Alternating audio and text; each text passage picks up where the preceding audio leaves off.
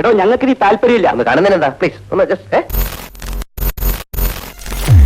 അപ്പൊ നമുക്ക് നോക്കാല്ലേ?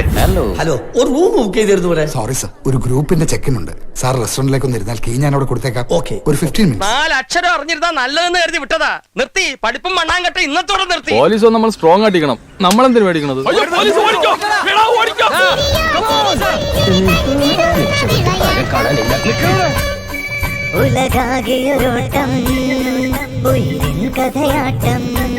നേതാവ് മുന്നോട്ട് വരട്ടെ.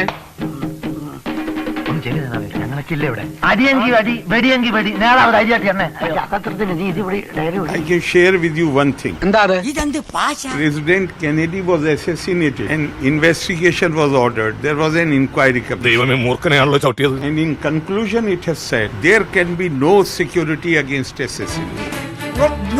താനൊക്കെ ഈ ഭൂമിക്ക് ആവശ്യമില്ലാത്തൊരു ഭാരമാണ്. I am only 80 kilos. If they want to hurt me, they can hurt me. But they want to hurt only car. They don't want to hurt me. വിവരമില്ലാത്ത countries അല്ലേ, സാക്ഷരത ലേശം കുറവാണ്.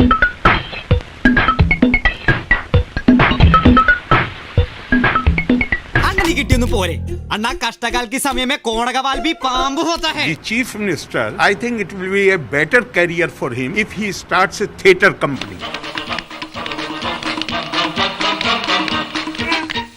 എന്റെ ദൈവമേ, ഈ പിച്ചക്കാരെല്ലാവരും കൂടി എവിടേക്ക് പോണേ? He, on one hand, he is directing the SFI to stage these violent protests, and on the other hand, he is asking the police to arrest them. ഒരു ദിവസം എന്റെ കൈ കിട്ടു, അന്ന് 4 ഞാനും പറ്റി. So it will be much better for him. I am advising him. He should start a theatre company. അതിനിപ്പോ നമ്മൾ നമ്മളല്ല, നീ ഒറ്റൊരുത്തനെ ഓവറാക്കി ചളമാക്കിയത്. ഒരു 6 ഇഞ്ച് നീങ്ങി ഒരു ചുവന്ന സ്വിച്ച് കാണുന്നുണ്ടോ?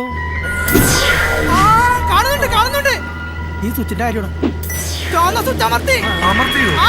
അമർത്തി.